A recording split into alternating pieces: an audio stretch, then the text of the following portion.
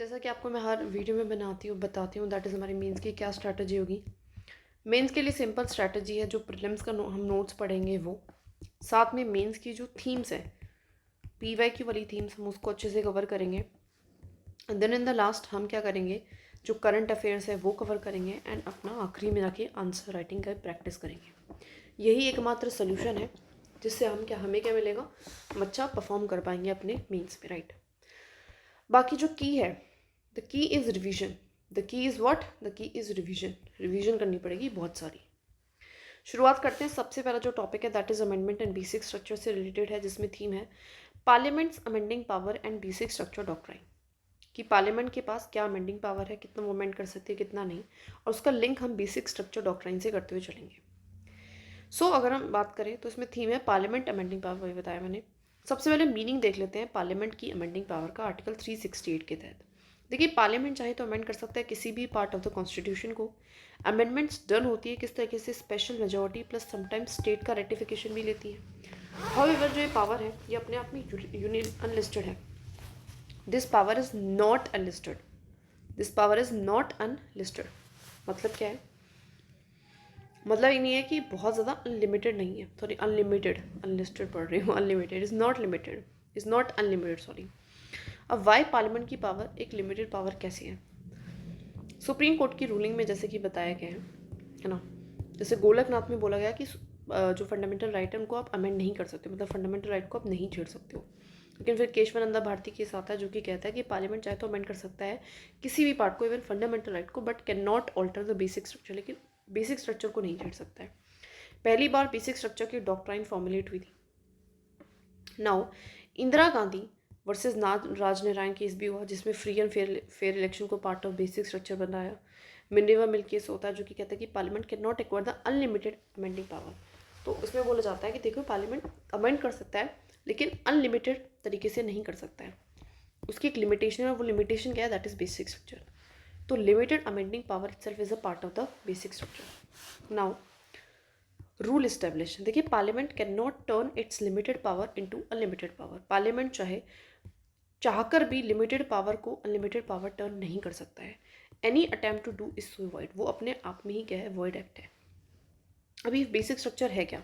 अगर सिंपल तरीके से समझें तो बेसिक स्ट्रक्चर कुछ नहीं है, ये वो प्रिंसिपल्स हैं, कोर प्रिंसिपल्स हैं जो कि बेस है हमारे कॉन्स्टिट्यूशन का, और जिसको हम अगर चेंज कर देंगे तो जो हमारा एसेंस ऑफ दी कॉन्स्टिट्यूशन है वो बदल जाएगा। इसमें हमारा बहुत कुछ आता है, जैसे कि supremacy of constitution, rule of law, judicial review, fundamental right, federalism, separation of power, parliamentary democracy, limited power of parliament to amend the constitution. ये जो प्रिंसिपल्स हैं आप इनको डिस्ट्रॉय नहीं कर सकते even bye a constitutional amendment के through भी। अब can parliament destroy the basic structure bye amending it's power? क्या पार्लियामेंट चाहे तो इन बेसिक स्ट्रक्चर को डिस्ट्रॉय कर सकता है अपनी पावर को और ज़्यादा एक्सपेंड करके? यस, पार्लियामेंट ने ट्राई करा है। 42nd अमेंडमेंट के थ्रू क्या था कि आर्टिकल 368 बियॉन्ड है जुडिशियल रिव्यू। बोला गया था कि 368 पे कोई भी जुडिशियल रिव्यू नहीं हो सकता। गिव पार्लियामेंट अनलिमिटेड पावर, मतलब एक तरीके से पार्लियामेंट को अनलिमिटेड पावर दी गई।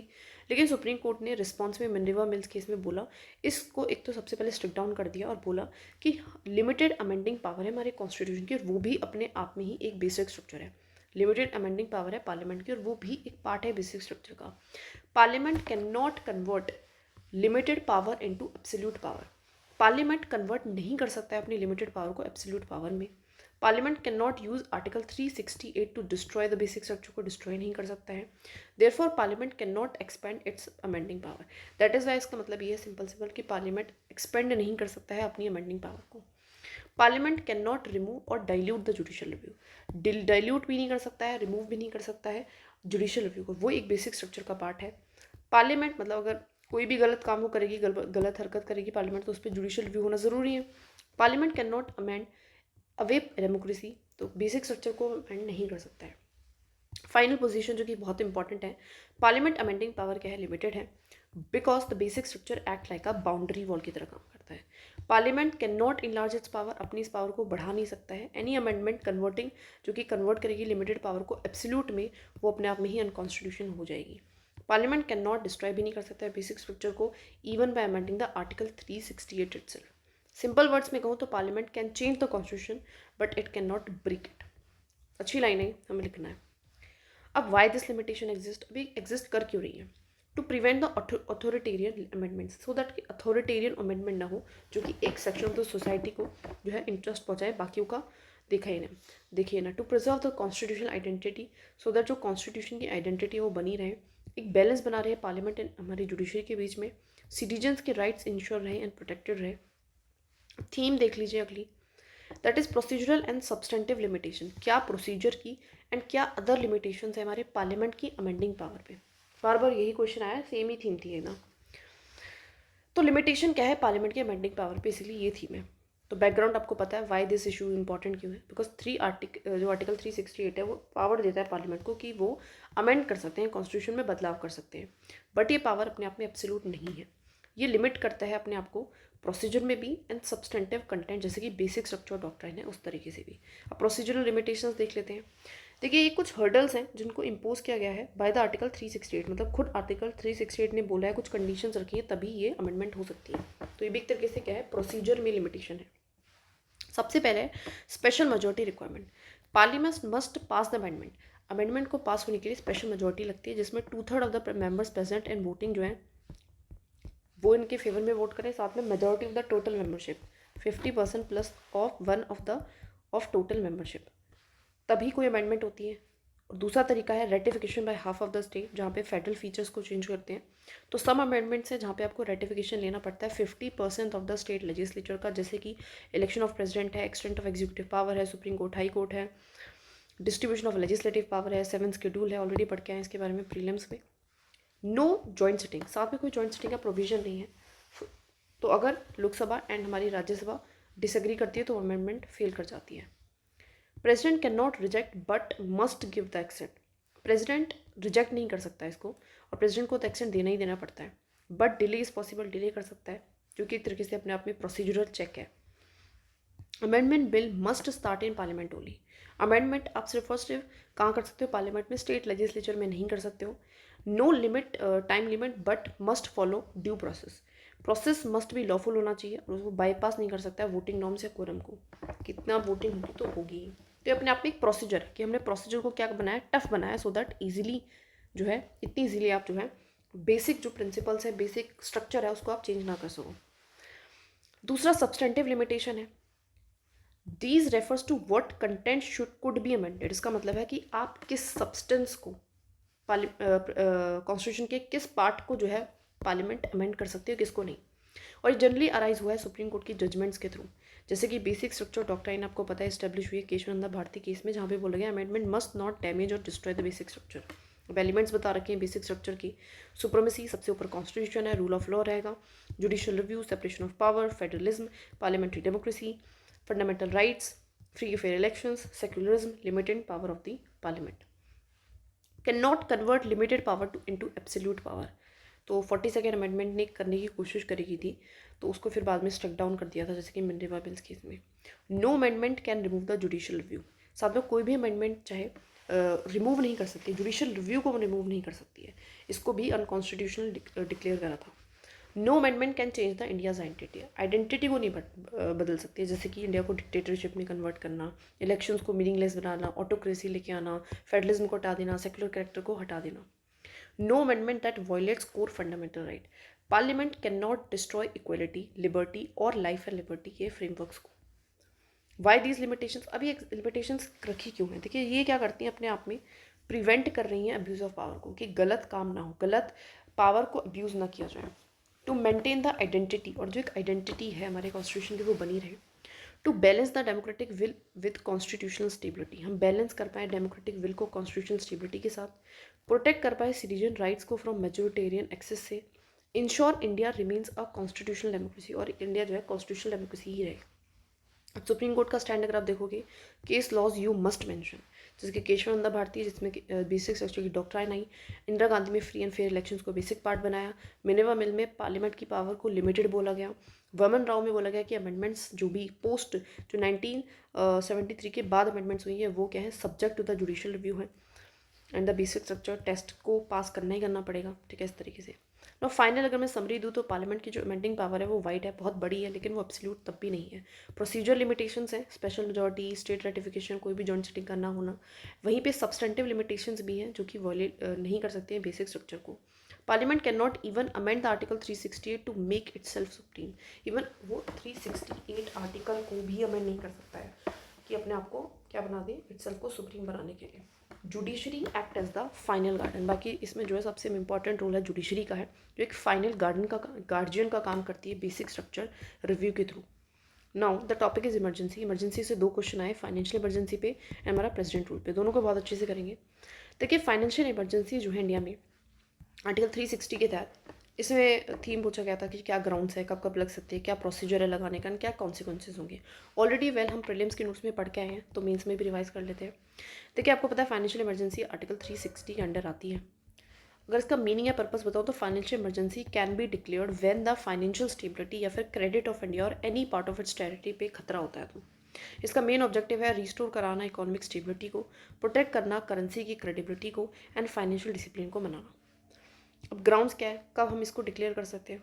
तो प्रेसिडेंट डिक्लेयर कर सकता है सिर्फ और सिर्फ जब इंडिया की जो फाइनेंशियल स्टेबिलिटी है उस पर खतरा हो, कोई इकोनॉमिक डिप्रेशन हो, कोई कोलैप्स हो गया हो फाइनेंशियल इंस्टीट्यूशंस का, कोई एक्सटर्नल डेप्ट क्राइसिस बहुत ज़्यादा उधार हमने ले लिया हो, उसमें हम फंस गए हैं, हाइपर इन्फ्लेशन हो गया हो, या फिर कोई भी रेवेन्यू कोलैप्स हो गया हो, ठीक है, या फिर इंडिया का जो क्रेडिट है वो खतरे में हो, नेशनल इंटरनेशनल तरीके से कंट्री पे डिफ़ॉल्ट है, बहुत ज़्यादा लोन का कर्जा आ चुका है, loss of foreign investor confidence खो चुका है, बहुत ज़्यादा मतलब फिजिकल मिसमैनेजमेंट हो चुका है। Recommendation of the union cabinet भी मैंडेटरी होती है, इस चीज़ का ध्यान रखना, मतलब प्रेसिडेंट अपने मन से नहीं लगाता है, यूनियन कैबिनेट रिकमेंड करता है, देन प्रेसिडेंट इंप्लीमेंट कर सकता है। अब प्रोसीजर सिंपल है, प्रेसिडेंट को इशू करना पड़ता है प्रोक्लेमेशन, एक ऑर्डर अंडर द आर्टिकल 360 के अंडर है कि जिसको अप्रूव कराना पड़ता है by both the houses of parliament with in 2 महीने के अंदर अंदर सिंपल मेजोरिटी के साथ। और ये तब तक रहता है, ये जो ऑर्डर है कॉन्टिन्यू तब तक रहता है इनडेफिनेटली, मतलब इस पर कोई टाइम लिमिट नहीं है, until revoked by the president, जब तक कि प्रेसिडेंट उसको खुद से हटा ना ले। No time limit, unlike national या स्टेट इमरजेंसी की तरह इसमें कोई टाइम लिमिट नहीं होती है। अब कॉन्सिक्वेंसेज क्या है, इफेक्ट क्या हुआ? देखिए अगर फाइनेंशियल इमरजेंसी फोर्स में आ जाती है तो सारे मेजर्स अप्लाई करते हैं, जैसे कि सेंट्रल कंट्रोल रखती है स्टेट के पूरे फाइनेंसेस पे, यूनियन चाहे तो डायरेक्ट कर सकती है स्टेट्स को फाइनेंशियल मैटर्स पे, स्टेट बजट्स को कंट्रोल करती है, उनके एक्सपेंडिचर को, उनकी फिजिकल पॉलिसीज़ को भी कंट्रोल करती है और उनको सुपरवाइज करती है। रिडक्शन हो जाता है salary and allowances, unique feature है अपने आप में, जो कि यूनियन चाहे तो डायरेक्शन दे सकते हैं कि देखो अपने जो सैलरीज अपने स्टाफ की, जो भी एम्प्लॉयज़ है, गवर्नमेंट एम्प्लॉयज़ हैं, ऑफिशियल्स हैं, उनकी आप सैलरी को कम कर दो। इवन जजेस of supreme court and high court की सैलरी को भी कम करने के लिए बोला जाता है, सो दैट जो फिजिकल बर्डन है वो कम हो। कंट्रोल ओवर मनी बिल्स, या फिर कहे तो फाइनेंशियल बिल, जो मनी बिल है ना, उसमें बोला जाता है कि प्रेसिडेंट बोल सकता है कि जितने भी मनी बिल हैं, कोई भी अदर फाइनेंशियल बिल है स्टेट के, वो रिजर्व किए जाएंगे उसके कंसिडरेशन, मतलब प्रेसिडेंट तय करेगा वो पास करने या नहीं करने हैं। यूनियन इफेक्टिवली मॉनिटर करती है स्टेट लेवल की फिजिकल लेजिस्लेशंस को भी। सेंट्रल इंस्ट्रक्शंस और क्या दे सकते हैं वो स्टेट को? प्रेसिडेंट चाहे तो इशू कर सकते हैं डायरेक्शंस की अपनी फाइनेंशियल प्रॉपरिटी को फॉलो करो, प्रायोरिटाइज करो एसेंशियल सर्विसेज को, फालतू की सर्विसेज मत दो, जो नॉन प्लान एक्सपेंडिचर उसको कम करो, रीऑर्गेनाइज करो पब्लिक सेक्टर फाइनेंसेस को, फ्रीज या रिड्यूस करो गवर्नमेंट के रिक्रूटमेंट, है ना, गवर्नमेंट रिक्रूटमेंट कम करो क्योंकि उनकी सैलरी वगैरह देनी पड़ती है फिर। अब इसका इम्पैक्ट क्या आता है पब्लिक एडमिनिस्ट्रेशन पे? जो सेंट्रलाइजेशन है वो आ जाता है फाइनेंशियल मैटर्स में, more coordinated approach to nationwide physical crisis के लिए, but could reduce the state autonomy को कम कर सकता है हमारे फिजिकल मैनेजमेंट में। क्रिटिसिज्म है कि बहुत ज़्यादा सेंट्रलाइजेशन है जिससे कहीं ना कहीं फेडरलिज्म खतरे में आ जाता है। वेक ग्राउंड्स है, फाइनेंशियल स्टेबिलिटी, अब हमें नहीं पता, इसको डिफाइन नहीं करा है। अलॉज पॉसिबिलिटी, जिससे कि एक तरीके से पॉसिबिलिटी बनती है मिसयूज़ की। सैलरी रिडक्शन ऑफ जजेस में इफेक्ट द जुडिशियल इंडिपेंडेंस पे इफेक्ट डाल सकता है। Has never been use, although कभी यूज़ नहीं की गई है, सो प्रैक्टिकल इम्प्लीकेशंस अनसर्टेन है, पता नहीं कि क्या हो सकता है इससे। सो वाई अब फाइनेंशियल इमरजेंसी की ज़रूरत क्यों है? अच्छा, क्यों कभी भी यूज़ क्यों नहीं गई है? देखिए इंडिया ने हमेशा इस क्राइसिस को मैनेज करा है, चाहे पीओपी के हुए तो एलपीजी हम लेके आ गए थे, चाहे 2008 के हुए, चाहे कोविड इकोनॉमी का शॉक है, विदाउट रिवोकिंग हमने इजीली कर लिया, आईएमएफ के सपोर्ट से, आरबीआई के मॉनिटरी मेजर से, एफआरबीएम के फ्रेमवर्क से एंड कोऑपरेटिव फेडरलिज्म की हेल्प से, तो ज़रूरत नहीं पड़ी। तो क्विकली हम समराइज करें तो डिक्लेयर होता है under the article 360 when India's financial stability या फिर उसके क्रेडिट पे थ्रेटन होता है और उसको अप्रूव कराना पड़ता है by the parliament with in the 2 month simple majority के थ्रू। इसके इफेक्ट यही है कि सेंटर क्या है, स्टेट के फाइनेंसेस को देखता है, जो सैलरीज है उनको कंट्रोल करता है, जजेस या एम्प्लॉयज़ को, जो मनी बिल हैं उनको भी रिजर्व किया जाता है फॉर द प्रेसिडेंट। इसमें कोई टाइम लिमिट नहीं है, लास्ट जब तक कि प्रेसिडेंट इसको रिवोक ना करे, और आज तक इसको इंडियन हिस्ट्री में हमने यूज़ नहीं करा है। The next thing is president rule. देखिए प्रेसिडेंट रूल अपने आप में इंपॉर्टेंट है, बना भी रहता है, और पहले ज़्यादा बना रहता था, बट स्टिल इट्स इम्पॉर्टेंट।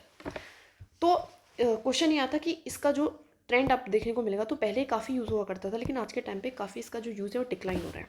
अब इसके लिए ऐसा क्या है, तो रिड्यूस यूज़ ऑफ आर्टिकल 356। सबसे पहले देख लेते हैं आर्टिकल 356 बेसिकली है क्या। ये अलाउ करता है सेंटर को to impose the president rule किसी भी स्टेट में जब भी कॉन्स्टिट्यूशनल मशीनरी का ब्रेकडाउन या फॉल होता है। बिफोर 1990 से पहले उसको काफ़ी फ्रिक्वेंटली मिसयूज़ किया गया था पॉलिटिकल रीजंस के कारण, to dismiss the opposition rule state government. मतलब अगर कोई भी ऐसी गवर्नमेंट है जो अपोज काम कर रही है ना, तो उसको डिसमिस करने के लिए, मतलब सेंटर में कुछ हो रहा है, स्टेट में कुछ हो रहा है, तो सेंटर क्या करेगा, उस गवर्नमेंट को डिसमिस करने के लिए वहाँ पे प्रेसिडेंट रूल लगा देगा। आफ्टर द लेकिन मिड 1990s इसके जो यूज़ है वो काफ़ी शार्पली गिर जाता है। अब इसके लिए काफ़ी लीगल फैक्टर्स भी हैं, मतलब सुप्रीम कोर्ट, हाई कोर्ट की जजमेंट्स, जैसे कि एस आर बोमाई जजमेंट है, जो कि लैंडमार्क सुप्रीम जजमेंट थी, जिसने बोला रिस्ट्रिक्ट करो इस मिसयूज़ को, और बोला कि प्रेसिडेंट रूल पे भी अब जुडिशियल रिव्यू लगेगा। Majority must be tested on the floor. वो कह रहा है कि जो है मेजोरिटी नहीं है या है, इसको आपको टेस्ट करो, सबसे पहले फ्लोर पे आपको वोटिंग करानी है ना, इसको सिर्फ और सिर्फ गवर्नर डिसाइड नहीं कर सकता है। President proclamation must be based on objective material. साथ में आपको कोई ना कोई आपके पास प्रूफ होना चाहिए, है ना, तभी आप इसको प्रोक्लेम करो। Centre can not dissolve state assembly before parliamentary approval. साथ में जब तक पार्लियामेंट्री अप्रूव नहीं कर सकती, आप जो है असेंबली को डिसॉल्व मत करो, सिर्फ और सिर्फ सस्पेंड कर सकते हो। स्ट्रेंथन फेडरलिज्म के प्रिंसिपल को और ज़्यादा स्ट्रेंथन करने की बात करें तो वेरी इंपॉर्टेंट, इसको तो लिख के आ रहा है एस आर बोमाई ना, कुछ जुडिशियल एक्टिविज्म ने एंड स्ट्रेंथन करा कॉन्स्टिट्यूशनल मोरालिटी को। तो सुप्रीम कोर्ट, हाई कोर्ट ने काफ़ी प्रोएक्टिव रोल दिखाया, और आर्बिट्री जो डिसमिसल्स हैं उनको चेक ऑन लगाया उनके ऊपर। एंड कोर्ट ने इंसिस्ट करा कि ड्यू प्रोसेस, सही तरीका, एविडेंस एंड रीजंस होने चाहिए, तभी आप प्रोक्लेम कर सकते हो। अब रोल क्या है 44th कॉन्स्टिट्यूशन अमेंडमेंट का। देखिए मेकिंग इट हार्ड, 44 जो कॉन्स्टिट्यूशन अमेंडमेंट हुई उसने भी कहीं ना कहीं थोड़ा सा मुश्किल बना दिया इसके मिसयूज़ को करना। Requiring union cabinet return advice for proclamation, की आपको यूनियन कैबिनेट की रिटर्न रिकमेंडेशन लगेगी, तभी आप क्या कर सकते हो, प्रोक्लेम कर सकते हो। दो ओल्डर, पहले क्या होता था कि its effect strengthen during the 1990s as political misuse become come under scrutiny. ठीक है, तभी जो है हमारे जो है स्क्रूटनी के अंडर आ पाए। साथ में स्टेट ऑटोनॉमी को भी एक बेसिक स्ट्रक्चर का पार्ट दिया। कोर्ट ने एम्फेसाइज करा फेडरलिज्म एक पार्ट है बेसिक स्ट्रक्चर डॉक्ट्राइन का, तो जिसने डिस्करेज करा इस सेंट्रल ओवररीच को। ये सेंट्रल ओवररीच एक तरीके से। अब पॉलिटिकल फैक्टर्स क्या है, rise of collision government at the centre. अब होने क्या लगा, पहले तो इससे के पहले क्या था, कांग्रेस का राज था, ठीक है, तो उसके बाद क्या होने लगा, 1990 से कोलिजन गवर्नमेंट आने लगी। नो सिंगल पार्टी की डोमिनेंस थी ही नहीं लोकसभा में। जब सिंगल पार्टी की डोमिनेंस ही नहीं है तो कैसे कि कोई सिंगल पार्टी डोमिनेट कर लेगी। तो कोलिजन जो पार्टनर्स थे ऑफन रूल डिफरेंट स्टेट, और वो डिफरेंट स्टेट्स को रूल करते थे। Centre avoided using to prevent the political backlash. तो सेंटर ने अवॉइड करा इसको यूज़ करना, सो दैट पॉलिटिकल बैकलैश ना हो जाए, मतलब पावर ही नहीं रहेगी फिर किसी के हाथ में। रीजनल पार्टीज भी काफ़ी आज के टाइम पे स्ट्रॉन्गर बनती गई। State led by strong regional parties registered interference, उन्होंने भी मना करा कि आप फालतू में हमारे गाँव में इंटरफेयर मत करो। Any misuse would trigger political instability and alliance breaking, और अगर वो ऐसा करते तो फिर जिनके अलायंसेस बने हुए थे, जिनके बेसिस पे उनके पास सरकार थी, वही नहीं रहते। नीड फॉर कोऑपरेटिव फेडरलिज्म, साथ में इकोनॉमिक रिफॉर्म जब आए तो उन्होंने बोला कि सेंटर एंड स्टेट में कोऑर्डिनेशन बिठाने की काफ़ी कोशिश करी। तो जो एक्सेसिव यूज़ है आर्टिकल 356 का, उससे डैमेज हो सकता था कोऑपरेटिव एटमॉस्फेयर। फिर पॉलिटिकल मेच्योरिटी में हम कह सकते हैं पब्लिक स्क्रूटनी, लोगों ने भी आवाज़ उठाया, media, civil society, public awareness, ये भी बढ़े टाइम टू टाइम। एंड जो आर्बिट्री डिसमिसल होता जा रहा था अभी तक स्टेट गवर्नमेंट का, वो भी, उसमें भी यही रिजल्ट हुआ कि पब्लिक क्रिटिसिज्म हुआ, जिससे कि इसका जो है डिस्करेज हुआ misuse. Fear of judicial reversal, after जो बोमाई है, जो सेंटर है, new the courts could strike down N invalid proclamation causing embarrassment. तो एक जुडिशियल रिवर्सल का भी एक फियर आने लगा पॉलिटिकल पार्टीज़ में, और उन्होंने सोचा था ये देखो बदनामी होने से अच्छा है कि हम ऐसा कोई काम करें ही ना, ठीक है। अब कॉन्स्टिट्यूशन में कुछ एडमिनिस्ट्रेटिव रिफॉर्म भी है, जैसे कि पुची कमीशन, उसने बोला है कि स्ट्रॉन्ग सेफगार्ड्स दो, governor become more cautious knowing their reports could be challenge. और अब गवर्नर जो है, जैसे कि इन पे कमीशन गवर्नर से रिगार्डिंग, गवर्नर के रोल के रिगार्डिंग आए दिन जो है डिबेट क्वेश्चन उठते रहते हैं, तो वो भी थोड़े से ज़्यादा कॉशियस रहे। तो क्विकली अगर समराइज करें तो लीगल फैक्टर्स में एस आर बोमाई जजमेंट है, जुडिशियल स्क्रूटनी है, जुडिशियल रिव्यू है, 44th अमेंडमेंट इफेक्ट है, फेडरलिज्म को एज बेसिक स्ट्रक्चर बोला गया। पॉलिटिकल फैक्टर्स में क्या है, coalition politics, strong regional parties, cooperative federalism, public scrutiny and media pressure, and fear of judicial invalidation. So result ये रहा कि जो article 356 is now use strictly as a last resort की तरह हम इसको यूज़ करें, not as a political weapon. अच्छी लाइन है, इसको रट लेना है। is now used strictly as a last resort, not as a political weapon. Now देखो, हमने जो छोटे छोटे अब एक दो छोटे छोटे टॉपिक रह रहे हैं, जैसे कि हिस्टोरिकल अंडरपिनिंग से है, तो एक दो क्वेश्चन है, इनको भी कंप्लीट कर ही लेते हैं इस वीडियो में। देखो, थीम को अगर मैं आइडेंटिफाई करूँ तो ये क्वेश्चन आया था कि किस तरीके से हमारा इंडियन जो फेडरलिज्म है वो कैसे इवॉल्व हुआ है। तो इवॉल्व हुआ है तो जो government of Indian act of 1935 था उसमें भी फेडरेशन की बात करी थी, तो उससे क्या इम्पैक्ट पड़ा है। तो अगर हम देखें, सबसे पहले इस एक्ट का बैकग्राउंड समझते हैं। Largest and most detailed act था जिसको ब्रिटिश पार्लियामेंट ने इंडिया के लिए पास किया था, ये जो कि बेस्ड था साइमन कमीशन के रिपोर्ट के ऊपर, राउंड टेबल कॉन्फ्रेंसेस के ऊपर एंड वाइट पेपर के ऊपर। फर्स्ट सीरियस अटैम्प्ट था to introduce a federal structure. साथ में फेडरल स्ट्रक्चर को इंट्रोड्यूस करने के लिए प्रॉपर एक सीरियस अटैम्प्ट हमारा ये था, ये जो एक्ट था।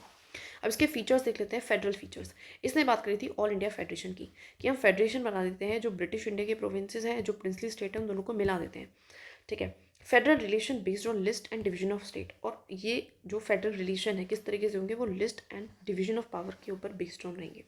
साथ में इन्होंने डिवीजन ऑफ पावर करी, इन्होंने 3 लिस्ट को क्रिएट करा, फेडरल, प्रोविजनल एंड कॉन्करेंट, जो कि क्लियर डिस्ट्रीब्यूशन की बारे में बात करी थी, सब्जेक्ट्स जैसे कि फेडरल कॉन्स्टिट्यूशन।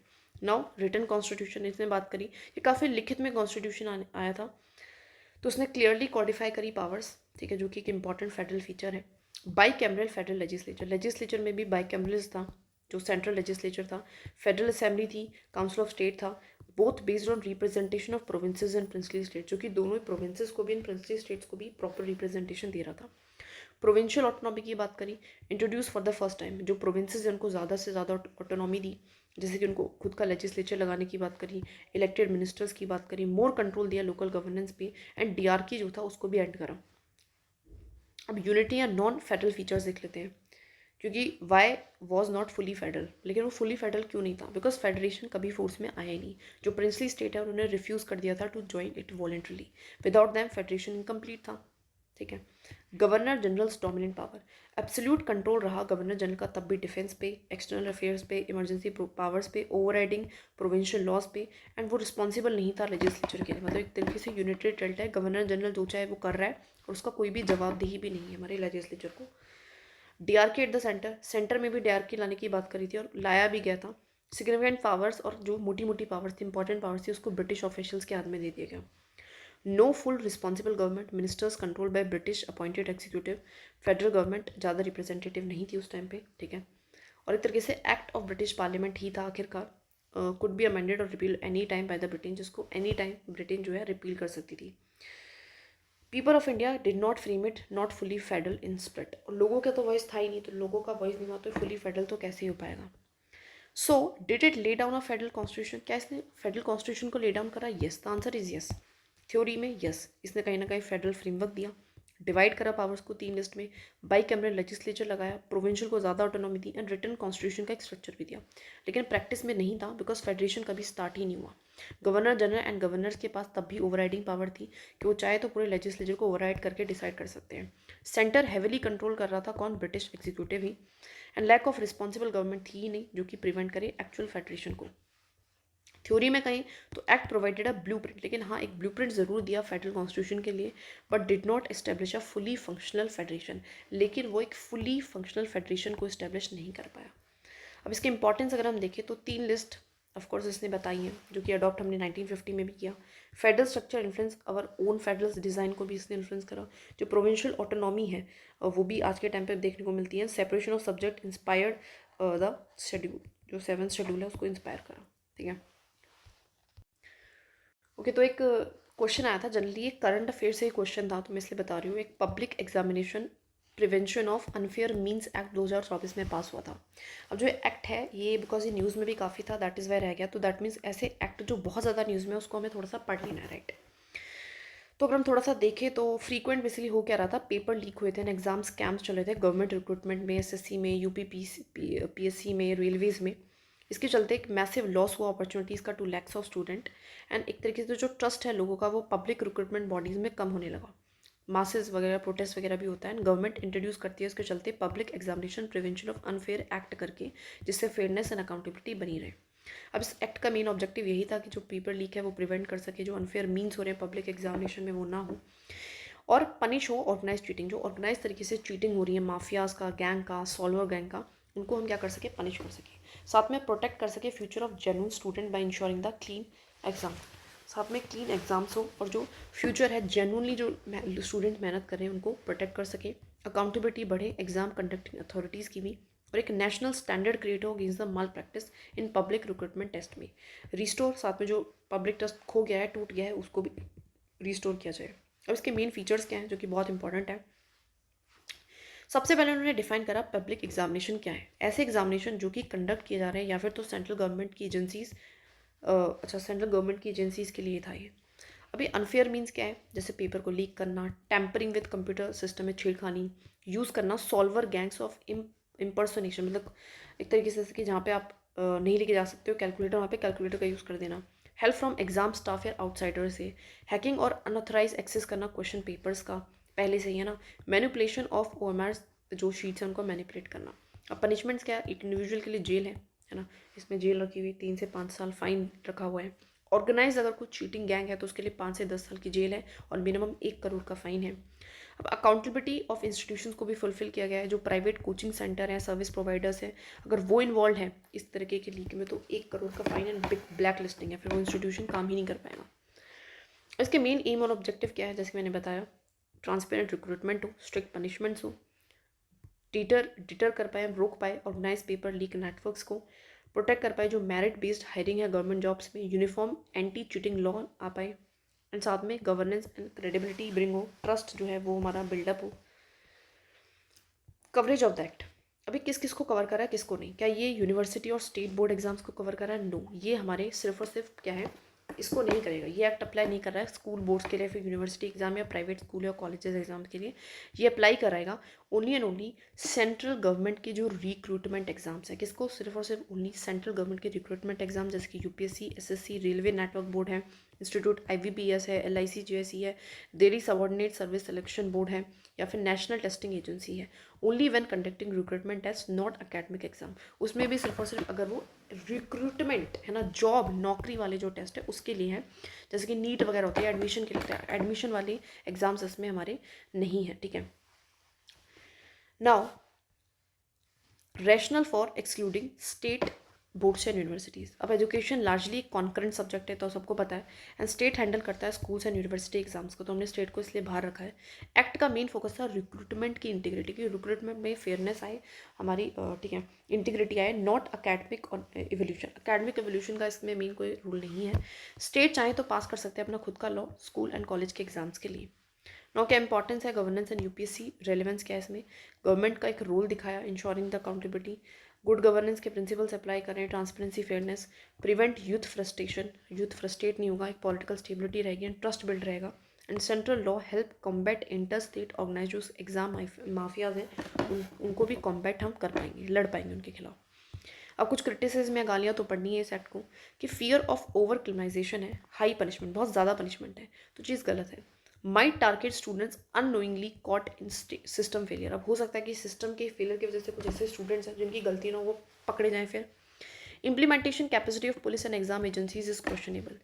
अब देखो, आपने लॉ बना दिया ठीक है, लेकिन उसको इम्प्लीमेंट कितने अच्छे से कर रहे हैं, प्रॉब्लम तो यहाँ है। Does not cover the state level exam scandals को कवर नहीं कर रहा है, जो कि जहाँ पे जनरली सबसे ज़्यादा लीक्स होते हैं ना, तो वो चीज़ गलत है। Need for better exam infrastructure, अब सिर्फ और सिर्फ लॉ लाने से कुछ नहीं होगा, इंफ्रास्ट्रक्चर को भी बेटर करो, सिर्फ और सिर्फ पनिशमेंट देने से कुछ नहीं होगा, क्योंकि इंफ्रास्ट्रक्चर की भी प्रॉब्लम है, रिसोर्सेज की प्रॉब्लम है, प्लानिंग की प्रॉब्लम है ना, तो उसको ठीक करने की ज़रूरत है। द वे फॉरवर्ड ये है कि हम स्ट्रेंथन करें और ज़्यादा डिजिटल एग्जाम सिस्टम्स को, इंफ्रास्ट्रक्चर अच्छा बिल्ड करके, स्ट्रिक्ट ऑडिटिंग करें पेपर सेटिंग एंड प्रिंटिंग का, कोऑर्डिनेशन बैठाए स्टेट एंड सेंटर का एग्जाम रिफॉर्म से रिगार्डिंग, AI बेस्ड मॉनिटरिंग कर सकते हैं, जिससे कि कोई भी अनयूजुअल परफॉर्मेंस पैटर्न अगर देखने को मिलता है तो, एंड प्रोटेक्ट कर सकते हैं विसल ब्लोअर्स को, अगर कोई रिवील कर रहा है एग्जाम के करप्शन के बारे में तो उनको भी प्रोटेक्शन देना ज़रूरी है। हमारा एक क्वेश्चन और रह जाता है अभी प्रियम्बल से रिगार्डिंग, उसको और कंप्लीट करेंगे, right. Wait a minute, yes. So ये हमारा ये क्वेश्चन रह गया। देखिए प्रियम्बल से एक क्वेश्चन आया है, ठीक है, तो जनरली पूछा गया है कि जो नेचर है उसकी बोला गया है कि वो कितना प्रेजेंट कंटेक्स्ट, मतलब उसके जो वर्ड्स है ना उसको उठा के बोल दिया कि प्रेजेंट में उसको कितना शो मिलता है देखने को, तो दोनों फेवर में लिखेंगे कि हाँ दिखता भी है, कहीं कहीं नहीं भी दिखता है। खैर, तो नेचर क्या है, Indian Republic sovereign, socialist, secular, democratic, Republic, इसके बारे में बताया गया। तो सबसे पहले रिपब्लिक का मतलब देख लेते हैं। रिपब्लिक का मतलब होता है जहाँ पे head of the state elected होता है और हेरिडेटरी नहीं होता है। इससे क्या होता है, पीपल की सुप्रीमेसी आती है in choosing the leadership, accountability of the executive to the citizens, की एग्जीक्यूटिव सिटीजन्स को जवाब दें क्योंकि वो उन्हीं के थ्रू इलेक्टेड है। सिंबल ऑफ एंटी मोनार्की है ये, एंड पॉपुलर सोवरेनिटी को ये शो करता है। प्रेजेंट स्टेटस की मैं बात करूँ तो यस, ये फुली डिफेंडेबल है। हमारा जो प्रेसिडेंट है, जितने भी ऑफिसर्स है वो इलेक्टेड है, या फिर डायरेक्टली या फिर इनडायरेक्टली, कोई भी हमारे यहाँ पे हेरिडेटरी पोजीशंस एग्जिस्ट नहीं करती है। ऐसे सोवरेन है। सोवरेन का मतलब क्या होता है, India is free to take decisions in internal and external matters में खुद डिसीजन लेगा, कोई भी फॉरेन पावर इसको डिक्टेट नहीं कर सकते हैं इसके लॉज या पॉलिसीज़ को, एंड फुल कंट्रोल रहेगा इसका टेरिटरी पे, गवर्नमेंट पे, हमारी इकोनॉमी पे, हमारे डिफेंस पे। तो यस, स्ट्रॉन्ग एक्सटर्नल रिलेशंस है हमारे यहाँ पे, और इंडिपेंडेंट अपनी खुद की फॉरेन पॉलिसी है। लेकिन हाँ, ऑफकोर्स जो ग्लोबल इकोनॉमिक डिपेंडेंस है वो हमारी बढ़ रही है, जिसकी वजह से प्रेशर जरूर क्रिएट होता है। ब्रॉड बॉर्डर इश्यूज भी हैं, जिससे हमारी जो सोवरेनिटी है उसका टेस्ट है, but do not undermine it, लेकिन स्टिल उसको कोई भी आज तक अंडरमाइन नहीं कर पाया। अब थोड़ी मतलब लार्जली हम कह सकते हैं इट इज़ डिफेंडेबल। हाँ, आजकल हम सोवरेन हैं, मतलब हम कह सकते हैं in large context we are sovereign. Socialist का मतलब होता है aim for reduce economic inequality, economic की इनइक्वलिटीज़ को कम करना, इसका मेन एम ही है। गारंटी करता है कि welfare state policy, guarantees welfare state policies, education, health, employment वगैरह प्रोवाइड कराना, एंड कोई भी कम्युनिस्ट सोशलिज्म नहीं होना चाहिए, डेमोक्रेटिक सोशलिज्म होना चाहिए। इसका मतलब क्या है कि प्राइवेट सेक्टर भी काम कर सकती है, लेकिन इसका मतलब नहीं है कि प्राइवेट सेक्टर अपनी तरक्की से काम कर लेगी कम्प्लीटली। सो प्रेजेंट है, वेलफेयर स्कीम्स बिल्कुल चलाई जाती हैं गवर्नमेंट के थ्रू, फूड सिक्योरिटी, मनरेगा है, पीएम, इस तरीके से हेल्थ इंश्योरेंस है। बट इनइक्वलिटीज़ भी बढ़ रही हैं because of the wealth concentration and unemployment, rural distress है। तो पार्शली डिफेंडेबल है, Nobel in principle but uneven in practice. मतलब प्रिंसिपल्स थ्योरी में तो बहुत अच्छा है और कर भी रही है गवर्नमेंट, कोशिश कर रही है, लेकिन प्रैक्टिस में देखोगे तो यस, इनइक्वलिटी है, कंसंट्रेशन ऑफ वेल्थ है। तो yes, there is a problem. Secular की बात करें तो आपको पता है इक्वल रिस्पेक्ट देना सारे रिलीजन्स को, नो स्टेट का रिलीजन नहीं है, स्टेट मेंटेन करेगी न्यूट्रलिटी बट अलाउ करेगी फ्रीडम ऑफ रिलीजन को, और माइनॉरिटीज़ को प्रोटेक्ट करेगी। क्या हमारे यहाँ पे प्रेजेंट ये चीज़ है? बिल्कुल है। कॉन्स्टिट्यूशनल भी प्रोटेक्शन देता है, जुडिशरी भी एक तरीके से गार्डन है सेकुलरिज्म का। और लेकिन पोलराइजेशन बढ़ रहा है, हेट स्पीच भी बढ़ रही है, कम्युनल टेंशन भी बढ़ती हैं। तो डिफेंडेबल है ऑल दो कॉन्स्टिट्यूशन में, लेकिन थोड़ा बहुत प्रैक्टिस में, सोशल प्रैक्टिस में इसको चैलेंजेस मिलते हैं। डेमोक्रेटिक मतलब क्या है? Government elected by the people की, ऐसी सरकार जो लोग ही इलेक्ट कर रहे हैं, है ना, elected by the people, elected for the people, by the people, to the people, और अकाउंटेबल, और उसको जवाबदेही भी हो जो गवर्नमेंट है। प्रिंसिपल्स यस, हमारे यहाँ पे फ्री एंड फेयर इलेक्शन है, रूल ऑफ लॉ है, फ्रीडम है, इक्वलिटी है, राइट्स है, एंड स्ट्रॉन्ग सिस्टम है चेक्स एंड बैलेंसेस का भी। तो यस, रेगुलर इलेक्शंस हो रहे हैं, actively election commission, independent courts भी पार्टिसिपेट कर रहे हैं। एंड कंसर्न ये है, लेकिन मिसयूज ऑफ कोर्स होता है मनी पावर का, क्रिमिनलाइजेशन ऑफ पॉलिटिक्स है, मीडिया इन्फ्लुएंस है, एंड डिक्लाइनिंग जो डिबेट की क्वालिटी है वो कम होती जा रही है। तो यस, चैलेंजेस है, बट डिफेंडेबल है, लेकिन प्रेशर्स हैं, इसमें भी चैलेंजेस हैं। बाकी रिपब्लिक ऑलरेडी हमने एक्सप्लेन कर लिया है। इन शॉर्ट्स की कोई भी मोनार्की ना हो, कोई राजा नहीं होना चाहिए, कोई हेरिडेटरी हेड नहीं होना चाहिए, जो कि सपोर्ट करता है पीपल के पार्टिसिपेशन को, एंड पॉलिटिकल इक्वलिटी का एक सिंबल है। तो ये फुली डिफेंडेबल है आज के टाइम पे। तो अगर हम इंटीग्रेट करूँ तो सोवरेनिटी हमारी स्ट्रॉन्ग है, सोशलिस्ट हम मॉडरेट है, वेलफेयर स्ट्रॉन्ग बट इनइक्वलिटी अभी भी है, सेकुलर कॉन्स्टिट्यूशनली हम बहुत काफ़ी स्ट्रॉन्ग है, लेकिन सोशली प्रैक्टिस में वो चीज़ स्ट्रेन है। डेमोक्रेटिक वे में देखें तो फंक्शनिंग तो हमारी डेमोक्रेटिक है, बट क्वालिटी को चैलेंज किया जाता है। रिपब्लिक हम फुली रिटेन है। So why these values still matter, आज भी क्यों कर रहे हैं? बिकॉज कहीं ना कहीं ऑथोरिटेरिज्म को हटा रही हैं, प्लूरलिज्म को प्रोटेक्ट करती है, यूनिटी को प्रोटेक्ट करती है, डिग्निटी, इक्वलिटी एंड जस्टिस ला रही है सबके लिए, और एक गाइडिंग लाइट का काम कर रही है पॉलिसीज एंड इंस्टीट्यूशन के लिए। मतलब सब इंपॉर्टेंट क्यों है? सबका एक एक अच्छा ही लिख दो, सिंपल सी बात है। वे फॉरवर्ड ये है कि हमें क्या करने की ज़रूरत है कि सोशल वेलफेयर को और ज़्यादा बेटर करें, है ना, जिससे हम सोशलिज्म को पूरी तरीके से रियलाइज़ कर सकें। कम्युनल हार्मनी को हमें प्रमोट करना चाहिए, सो दैट हम सेक्युलरिज्म को प्रोटेक्ट कर सकें, एंड इलेक्टोरल रिफॉर्म्स पे काम करना चाहिए, सो दैट हेल्दियर डेमोक्रेसी आ सके, है ना, वोट चोरी जैसी चीज़ें ना हो, एंड अकाउंटेबिलिटी को हम और ज़्यादा बढ़ाएं इन द पब्लिक इंस्टीट्यूशंस। ठीक है, so that is it, we have done it. And in every video जैसे मैं कहती हूँ, revision is the key to success. Revise करना है ज़्यादा से ज़्यादा, फोमो में नहीं रहना है, जो पढ़ा है उसको ही उतना अच्छे से रिवाइज कर लो, वो बहुत मोर देन इनफ है। बार बार वीडियो लेक्चर्स को देखना है, रिकॉल करना है, रटने वाली चीज़ों को रटना है, दैट इज़ इट।